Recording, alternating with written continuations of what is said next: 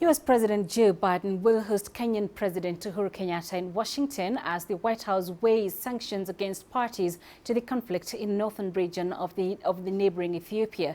The meeting will mark Biden's first as president with an African leader.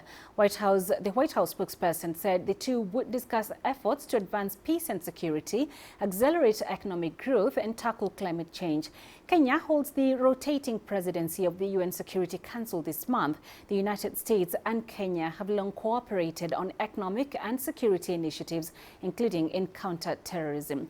Our correspondent Nathan King joins us now live from Washington for more on this. Nathan, today's meeting will be Biden's first with an African leader since he took office.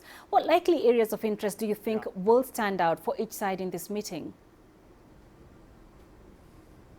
Yeah, I mean, it's no coincidence, by the way, and I may be cynical here, that Uhuru Kenyatta will be here at the White House while they hold the presidency of the UN Security Council. If you watched, for example, Joe Biden's speech at the UN General Assembly late last month, just a few weeks ago, you would see very little said about Africa. In fact, he met no African leaders that we know of behind the scenes of the UN General Assembly. Quite incredible. Really, even though it was a sort of COVID time.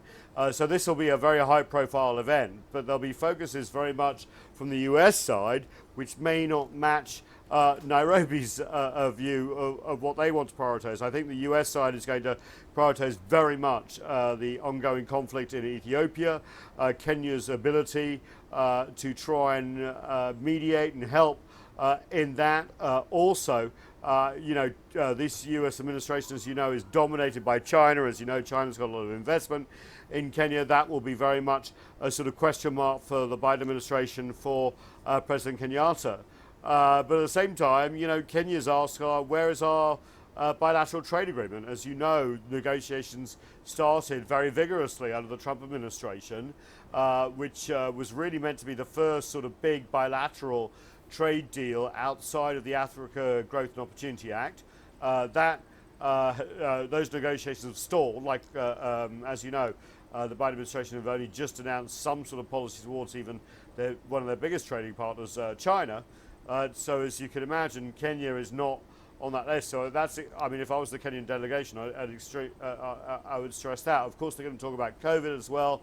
The US has sent vaccines, albeit on a much smaller number, to the African continent, East Africa as well, than other countries like Russia and China. So it's going to be interesting to see how that develops as well. And of course, there'll be talk about counterterrorism, Somalia, of course, and also what replaces the Africa Growth and Opportunity Act, or whether it will be extended when it expires in 2025, and also this balance between trade and aid between Washington and Nairobi. So there's going to be a full play. He's due here in about an hour. Right, and you talked a lot about trade, Nathan, rightfully so. Let's talk about that bilateral trade agreement between Kenya and the US, which, by the way, will be the US first free trade agreement with a sub-Saharan economy. You did mention those negotiations stalled. Right. Do we know why they've not resumed under Biden's administration? I don't have good news for you here because, as you know, the Biden administration just last week, and Catherine Tai, the US trade representative, kind of gave a speech about China US trade relations, which, as you know, have been the biggest focal point of the US, and there doesn't seem to be much progress there. Then you've also got the United Kingdom, one of the closest allies, trying to chase a free trade agreement, and that's not coming to fruit either. So Kenya, I'm sorry to say, we'll be looking at all the details. Maybe it's an easy win for the Biden administration. I know they're getting a lot of pressure from Congress. There's been a letter written, for example, by 7 US senators urging a Kenya-US free trade deal. Whether that gets them moving or not, I don't know. But, trade deals are politically unpopular here in the US at the moment.